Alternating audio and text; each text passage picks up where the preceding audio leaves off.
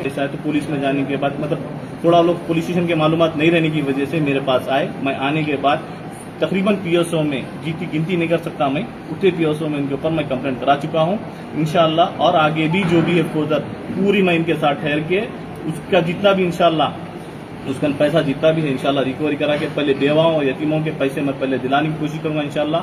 और मेरे नाम लेकर कोई भी इसमें अगर पैसा खाएंगा या करेंगा तो मैं उसको छोड़ूंगा भी नहीं। मैं किसी का 1 रुपये का रवादार नहीं हूं, ये भी बोलना चाहूँ। कल के दिन फिर क्या होता, एक नई बात शुरू हो जाती बिलाल भाई सा, तो मैं इस चीज में 1 रुपया किसी से भी नहीं लिया। यहाँ पूरे मौजूद है, किसी का 1 रुपये का रवादार नहीं हूँ मैं। अपनी से सिर्फ ये इन लोगों की एक मजबूरी, अब ये लालच बोल सकते हैं या फिर आप इसको जो है मजबूरी, कोई मजबूरी में दिए। और इसमें ज्यादातर लालच भरे होते हैं, जो लालच में अपने को इतना पैसा आता बढ़ के आता बोल के लालच में बहुत ज्यादा गए।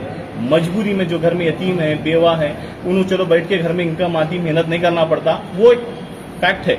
चलो भाई ठीक है, वो उनकी जगह पर सही है वो लोग, मगर ये जो है ना लालच वाले वो ज्यादा। इसीलिए बोल रहा हूँ सबको कि ये लालच के चक्कर में मत जाओ, गलती से भी मत जाओ। लालच की जगह देंगे पछताएंगे, ऐसी पछताएंगे। कोई भी आपको प्रॉफिट घर बैठ के नहीं दे सकता, कोई भी ऐसा बिजनेस नहीं है जो प्रॉफिट देने के लिए, बैंक नहीं दे रहा, बैंक में डालने का बैंक नहीं दे रहा तो दूसरे कैसा देते। मैं यहाँ से उनका बिजनेस ये लोग बता रहे हैं। अब यहाँ से तेलंगाना में अब ये बाइकआउट हो जाएंगे, होने के बाद कर्नाटक महाराष्ट्र उधर चालू करने वाले, क्या नाम इनका, शकील पाशा, वहाँ चालू करेंगे। तो वहाँ की भी लोगों को ये जो भी देख रहे हैं वहाँ फॉरवर्ड करो, इनको जो है हाईलाइट करो, इनको हाईलाइट करो।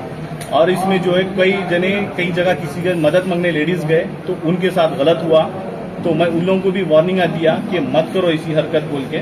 कुछ है लोग उसमें जो लोगों के पास जाने के बाद मदद होंगे तो उनके साथ गलत हरकत हुई, तो उन लोगों को वार्निंग दिया। और मैं सबको बोल रहा हूँ ऐसे जो आपकी मदद के बहाने आपके साथ गलत कर रहे हैं, आप डायरेक्ट कमिश्नर, हैदराबाद कमिश्नर जो इतने टाइट है, आप डायरेक्ट जाइए। और स्टीफन नवीरा साहब जो हैदराबाद कमिश्नर है उनका आप डायरेक्ट जाइए।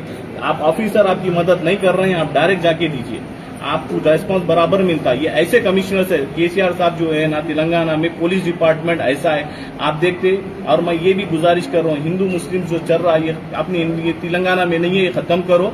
अपनी भाईचारगी है, सब यहाँ पे मिलके, यहाँ पे हिंदू मुस्लिम सब पैसे दिए हुए, सब मिलके पैसे दिए, ये नहीं है कि मुस्लिम दिया हुआ हिंदू नहीं है, सब मिलके दिए हुए। तो ये चीज यहाँ पे बाइकआउट करो, हम सब एक हैं। केसीआर साहब जब तक ये तेलंगाना में, जब तक तेलंगाना बना, आज तक तिरखाना वाना कुछ जितना भी कोई बढ़ाना चाहे जब कंट्रोल करे। अंजनी कुमार साहब, सीवी आनंद साहब का ग्रेड है, ऐसे ऑफिसर्स की बहुत जरूरत है।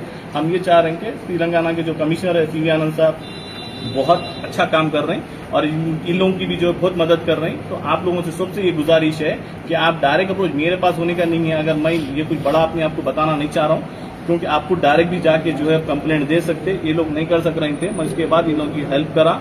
और एक बात ये भी बोलना चाह रहा हूँ, और एक कुछ ऐसा भी सुनने में आया था कि एक बाहर से कुछ कंप्लेंट बुक हुई थी एक लेडीज के ऊपर, ऑलरेडी केस में बुक थे, उन्होंने बाहर से आ रहे थे तो उनकी लाने के लिए एयरपोर्ट पे गए, बहन लाने के वास्ते गए, तो उनके ऊपर कुछ केसेस था। तो वो लोग भी मेरे से अप्रोच हुए थे, वो भी बोलना चाह रहा हूँ। तो वो बाहर पार्लर में जॉब करते थे, 2 बहन थे, 2 बहनें बाहर पार्लर में जॉब करते थे, तो पकड़े गए। तो कुछ हमारे से रिलेशन करो, हम छुड़ाते बोल के एक जने बोले। तो उन्होंने जब वो टाइम पे मौजूद नहीं थे, वहाँ एयरपोर्ट में थे, तो उनके पास जो मैडम है बड़ी बहन, उनके जिसकी शादी होने वाली थी या उनके आशिक जो भी थे, उन्होंने पलट के जो है जाके उनके आशिक के बहन को, खलेरी बहन या सगी बहन को भी जाके जो है करा के रिलीज कराए।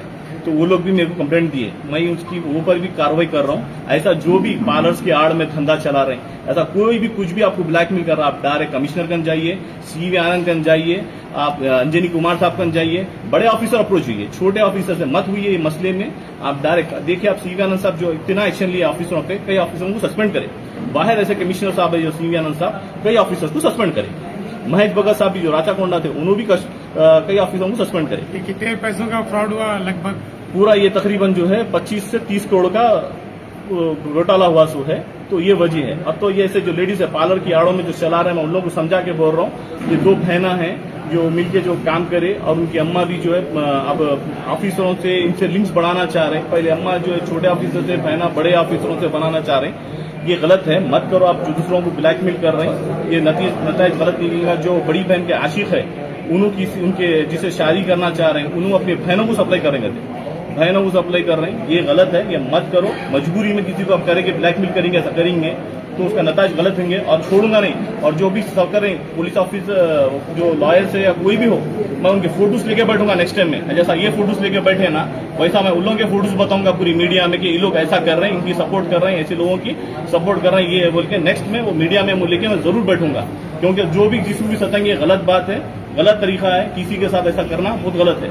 जो आप आपके आशिक के भाई बहन को लेके जाओ, सो जाओ, उससे मतलब नहीं है। आप दूसरों के साथ जो है मजबूर मत करो, आप उसको कुछ करो, अपने को उससे मतलब नहीं। आप दूसरे बच्चियों को मजबूर मत करो। ये पार्लर की आड़ में जो चला रहे ना, उन लोगों को वार्निंग दे रहा हूं मैं सीधा। किशन बोल के जो है ना, स्कूल के ये क्या बोलते सो हॉस्टल के बच्चों को, मस्जिद के हॉस्टल के बच्चों को, कॉलेज के हॉस्टल के बच्चों को खाना सप्लाई करता था। तो कोविड में इन्हें जो ना बंद कर दिया था। उसके बाद क्या करा, इन्होंने जो है ना हैदराबादी ऑनलाइन स्टोर स्टार्ट करा। एक 2-3 महीने सही से चलाया साहब, तो बिजनेस का उसको मॉड्यूल मिल गया था। और उसके बाद क्या करा, बिजनेस एक्सपेंशन बोल के जो है ना, लोगों को जो उसके पास ऑनलाइन खरीद रहे थे सबको जो है ना पैसे इन्वेस्ट करो, मैं आपको जो है ना मंथली प्रॉफिट शेयर करता हूँ बोल के इन्वेस्टमेंट शुरू कर दिया। अब जो लेने वाले हैं, बिजनेस ग्रो हो रहा, मॉड्यूल भी अच्छा है ऑनलाइन का, आजकल जो भी ऑनलाइन बिजनेस चलता बोल के इन्वेस्टमेंट शुरू कर दिया।